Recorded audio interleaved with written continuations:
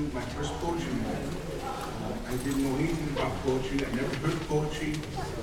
I was a heroine, ended up in Berkeley, and I came to this cafe poetry place, and I heard poetry for the first time, and it literally changed my life. And this is dedicated to the three poets I heard that day. Some of you might be aware of them. One was Jose Montoya, and the other one was David Henderson, and the third one was Pedro Prieto.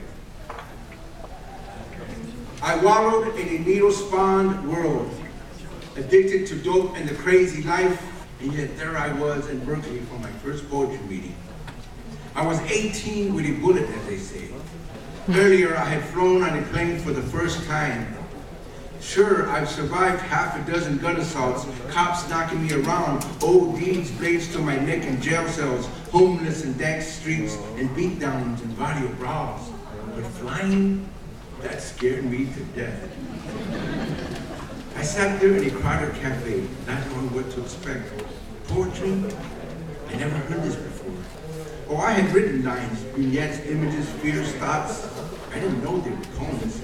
I had no idea what a poem was. First up on the mic was Jose Montoya with Chicano prayers of old pachucos and strained loves and guitar solos and Indian hands and cornflowers.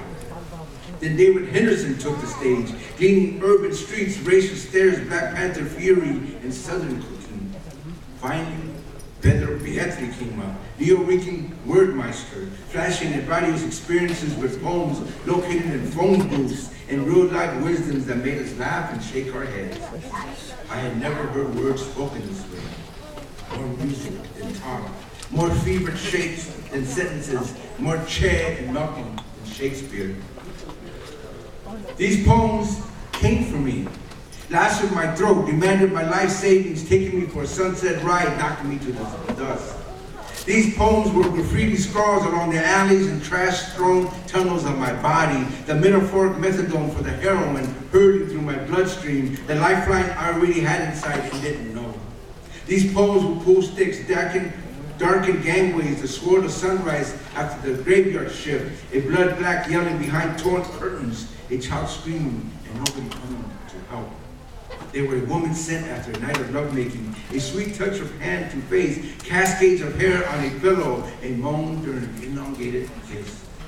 These poems were shadowed in tense, startled doubts, sorrows without grief, the moon without sky, unknown melodies, the falling inside that happens when you push razor onto wrist. They came from me as I sank into my suicide while fidgeting in a chair, inching under the skin as I wondered why I even came. Jose, David, and Pedro, I was never the same after this. They came from me, and I've never let go. They came from me, and I've perspired poems ever since. They came from me and all my dictions, my sorry-ass lies, my falling masks, my pissed-off wives, neglected children, angry friends, and back-to-back failures could never, ever